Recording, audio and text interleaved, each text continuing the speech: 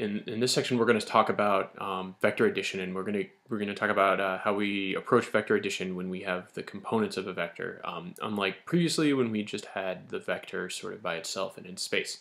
So on this left-hand side, right, I have a vector. I'm going to call this R because that's our resultant. It's acting at some sort of angle theta, and then we have our x and y coordinate frames, right? And so we realize from the previous one, right, that the x component is just equal to magnitude r cosine theta for this particular case, and ry there is r sine theta, right? And that gives us a vector representation. R equals rx I hat, right, plus ry j hat, where I and j are the unit vectors I hat and j hat that give us our direction, right? So rx and yx are scalars, and I hat and j hat give us our our vector, the vectoriness of this particular addition here, right? So an I and j can't be added together because they're mutually orthogonal. All right. So what we have here is I guess the question now we want to answer is we have two vectors A and B. How do we?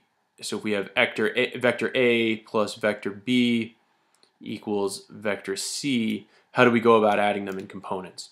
And the way that we do this is simply substitute the component form of A and B into here, right? So this would then become AX I hat plus AY j hat plus, right, bx I hat plus by j hat equals vector C.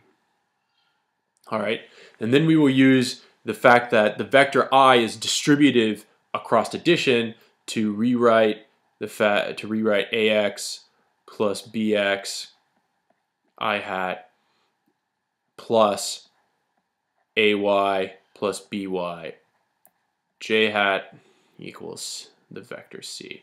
And that's all there is to it. So when you're adding two vectors in components, you simply take you break their independent vectors into or each of the vectors into their component forms.